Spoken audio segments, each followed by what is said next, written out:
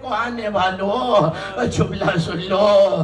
ایک مرتبہ راوی آیا اور راوی بھی ابن منذر آ کے کہنے لگا مولا بڑی قید گزار کے واپس آئے ہو، میں نے سنا ہے گلے میں توق تھا، کمر میں لنگر تھا، ہاتھوں میں ہتھکڑیاں تھی، پیروں میں بیڑیاں تھی، مولا یہ سارے زخم مجھے سمجھ میں آتے ہیں، کلائیاں ہتھکڑیوں سے زخمی ہیں، پاؤں بیڑیوں سے زخمی ہیں، مولا گلا توق سے زخمی ہے، لیکن مولا ایک زخم مجھے سمجھ نہیں آیا کہ کون سا زخم؟ کہ مولا یہ سر پہ زخم کیسے آیا؟ مجھے نہیں پتا، میں پڑھوں گا کیسے ہے، آپ سنیں گے کیسے ہے۔ عزاداران امام کہ یہ زخم کیسے آیا؟ کہ ابن منذر جانتا ہے ہمیں شام کے بازار میں کیسے لے جایا گیا؟ ابن منذر ایک رسن تھی اور 12 گلے تھے۔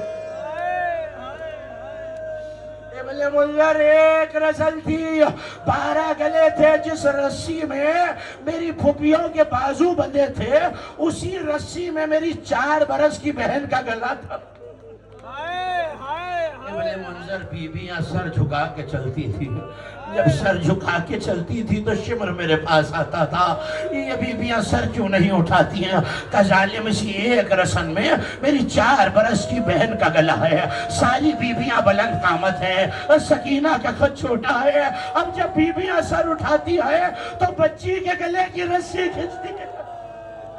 ہمیں ایسے لے جایا گیا جیسے کسی ریوڑ کو کھینچا جاتا ہے، مگر ابن منذر جب وہ منزل آئی جہاں مصائب کی حد ہو گئی کہ مولا وہ کون سی منزل ہے؟ کہ اسے باب الساعت کہتے ہیں، اس دروازے کا نام باب الساعت نہیں باب الساعت ہے، گھنٹوں والا دروازہ۔ جانتے ہو وجہ کیا ہے عزادارو؟